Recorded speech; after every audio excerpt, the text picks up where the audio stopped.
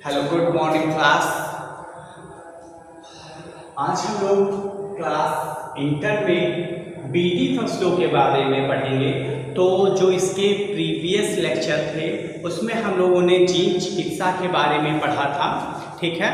तो बेटा जीन चिकित्सा के बारे में हमने आपको बताया था कि जीन चिकित्सा में जीनोम से अवांछित या त्रुटिपूर्ण जीनों को हटाना या वांछित जीन को प्रविष्ट कराना ही क्या कहलाता है? जीन चिकित्सा कहलाता है। फिर हमने आपको बताया था कि सिस्टिक फाइब्रोसिस नामक एक रोग के बारे में बताया था। तो ये रोग क्या था? ये रोग एक अनुवांशिक गड़बड़ी के कारण होता है। ये रोग क्या है? बहुत ही भयावह और बहुत ही खतरनाक बीमारी होती है जो कि अनुवांशिक गड़बड़ी के कारण होती है। तो आज हम लोग बीटी फसल के बारे में चर्चा करेंगे कि बेटा बीटी फसल क्या होती हैं। तो देखते हैं बीटी फसल क्या होती हैं।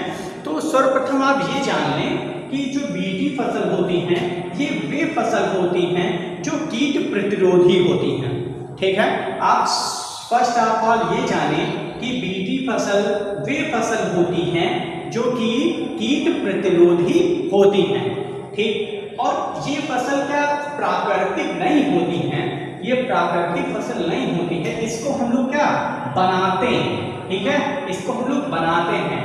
कैसे बनाते हैं वो मैं आपको बताऊंगा कैसे इसको हम लोग बीटी फसल बना देते हैं ना। अर्थात कहने का तात्पर्य है कि हम किसी भी फसल को क्या करेंगे? कीट प्रतिरोधी बना देंगे। जिस फसल को हम कीट प्रतिरोधी बना देंगे वो फसल क्या कहलाएगी? बीटी फसल कहलाएगी। तो बच्चों देखते हैं कि बीटी फसल कैसे तैयार होती है। चलिए, तो एक बेटा एक जीवाणु होता है। देखो इसीलिए मैं कहता हूँ जीवाणु क्या है? लाभदायक भी हैं, हानिकारक भी हैं ना। तो हम लोग ज़्यादातर लाभदायक पहलू पर ध्यान देते हैं क्योंकि हम इंसान हैं, हमें लाभ होना चाहिए, ठीक है।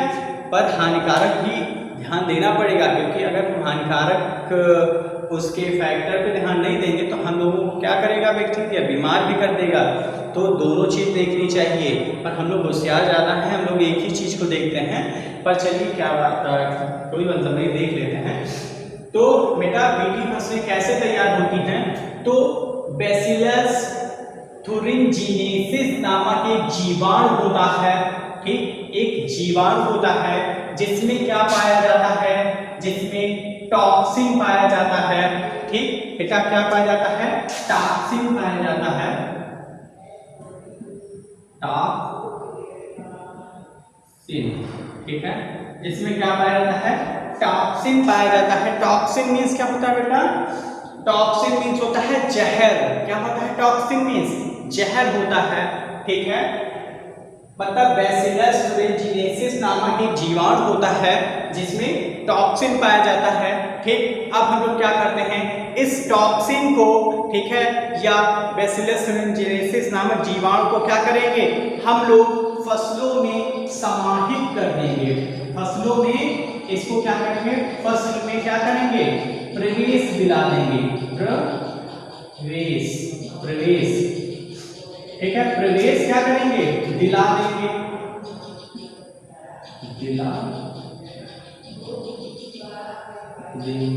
ठीक है।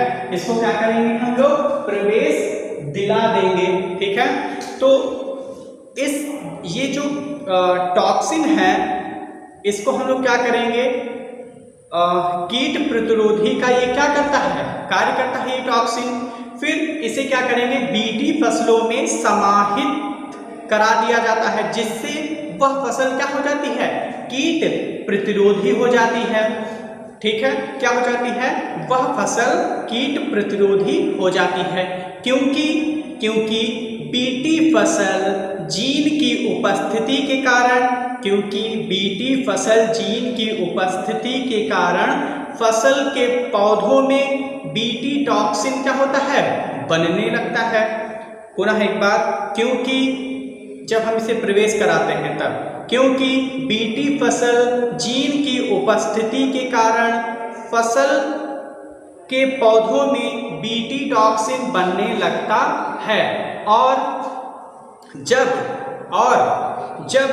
कीट फसल के क्या होते हैं संपर्क में आते हैं, जब बीटी फसल के संपर्क में कोई कीट आता है, या यूं कहें कि जब कीट जो है फसल के संपर्क में आता है तो क्या होता है, तो वे क्या होते हैं, वो कीट नष्ट हो जाते हैं। तो वे कीट क्या होंगे, नष्ट हो जाएंगे, जिसके फलस्वरूप कीटनाशकों की हमें क्या आवश्यकता नहीं होगी।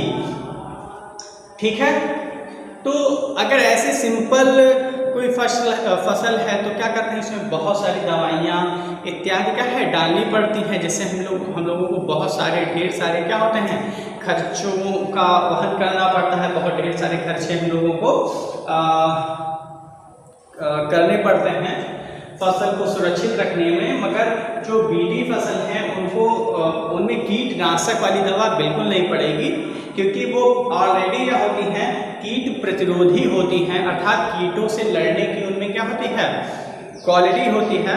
तो बेटा इसके जो कुछ उदाहरण हैं, जैसे बीटी कॉटन है, जैसे मान लिया क्या है, जैसे बीटी टमाटर, जैसे बीटी टमाटर है, ठीक है, बीटी जो है कपास है ना, इस तरीके से क्या है इसके तमाम सारे उदाहरण होंगे।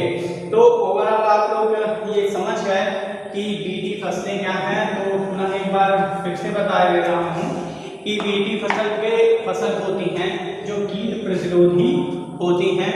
एक जीवाणु होता है बैसिलस thuringiensis नामक एक जीवाणु होता है जिसमें टॉक्सिन पाया जाता है। तो उस टॉक्सिन को क्या करते हैं हम लोग फसलों में, मतलब कि बैसिलस thuringiensis नामक जीवाणु को क्या करते हैं उसमें हम लोग फसल में प्रवेश करा देते हैं। तो प्रवेश करा देते हैं तो जो बीटी फसल है उनमें जीन पाए जाते हैं, और जीन क्या करेंगे, जीन उसमें क्या बताया मैंने कि जीन की उपस्थिति के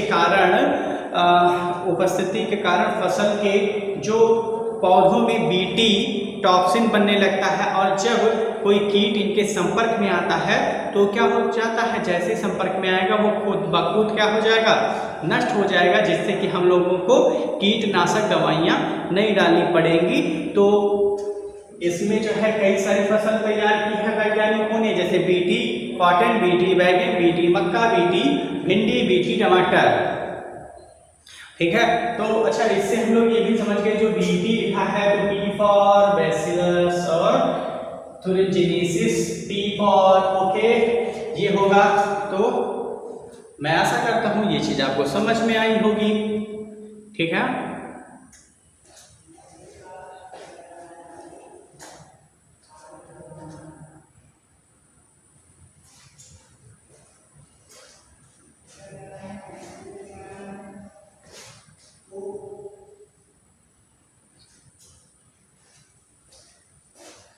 तो अब हम लोग बात करते हैं बायोपायरेसी क्या है।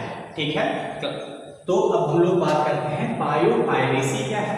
तो बेटा बायोपायरेसी को जानते हैं हम लोग क्या है, तो किसी देश के जैविक संसाधनों का क्या बताएंगे इसमें, किसी देश के जैविक संसाधनों का किसी दूसरे के द्वारा बिना जानकारी के उपयोग में लाना बायोपायरेसी कहलाता है।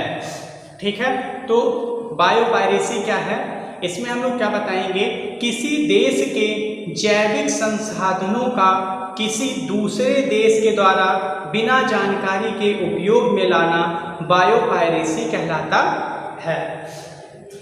आगे, विकासशील एवं विकसित देशों की जैविक संपदा एवं उनसे संबंधित विकसित देश व्यापारिक स्तर पर लाभ उठा रहे हैं। तो पुनः एक बार फिर से देखते हैं कि बायोपायरेसी क्या है। तो बच्चों इसमें हमने बताया कि किसी देश की जैविक संसाधनों का किसी दूसरे देश के द्वारा बिना जानकारी के उपयोग में लाना बायोपायरेसी कहलाता है। ठीक है, क्या कहलाता है? किसी देश के जैविक संसाधनों का किसी दूसरे देश के द्वारा बिना जानकारी के उपयोग में लाना बायोपायरेसी कहलाता है। फिर मैंने बताया कि विकासशील एवं विकसित देशों की, जैसे कि आप लोग जानते हैं देश क्या है, दो प्रकार के होते हैं। एक तो होते हैं विकसित। जैसे अगर हम बात करें कि हम लोगों का देश क्या है, तो हम लोगों का देश है विकासशील देश है, ना कि विकसित देश है। ठीक है, तो आप लोग ये थोड़ा विकासशील और विकसित देश को समझिएगा। मतलब विकसित देश वे होते हैं जिनमें क्या होगा, सभी क्षेत्रों में वो विकसित हो, शिक्षा हो, रोजगार हो, ठीक है, या विभिन्न प्रकार की जितनी भी चीजें हैं सब। और विकासशील देश वे कहलाते हैं जिसमें जैसे शिक्षा हो, बेरोजगारी हो,